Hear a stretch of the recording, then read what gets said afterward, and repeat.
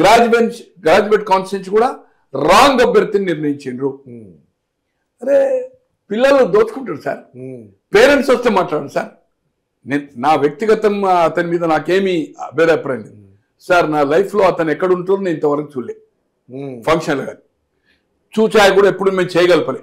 ఒక దళితుడు సర్పంచ్ మండల్ టీసీ ఏదైతుందో సుల్తానాబాద్ మండలం వస్తుంది.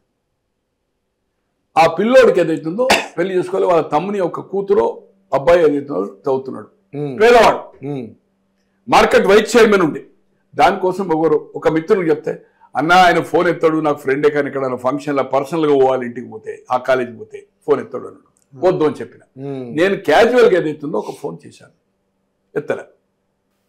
అన్న కాల్ మీ జస్ట్ 30 seconds అంతే. ఓకే. గోనె ప్రకాష్లో సార్ సామాజిక స్పృహ పార్టీ చైర్మన్ చేసిన ఎమ్మెల్యే చేసిన కరీంనగర్ వాసి నిత్యము ఈ ఎలక్ట్రానిక్ ఈ సోషల్ మీడియా రాకముందు కూడా మెయిన్ మీడియాకు పేపర్లో కనబడుతున్నాను. స్కాండల్స్ ను ఎడ్యుకేషన్ ఇష్యూస్ పబ్లిక్ ఇష్యూస్ మాట్లాడినా ఫోన్ మాట్లాడవచ్చు కదా, నేను ఇవ్వలేనని చెప్పొచ్చు కదా.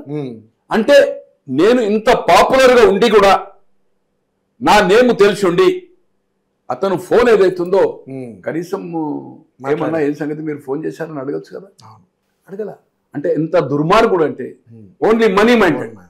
తో ఈ రోజు కాంగ్రెస్ కు గుదిబండ. అతని నెగటివ్ మనం ఎంత సోషల్ మీడియా ఇన్ని డబ్బులు ఖర్చు పెడుతున్నాం. ఈ రోజు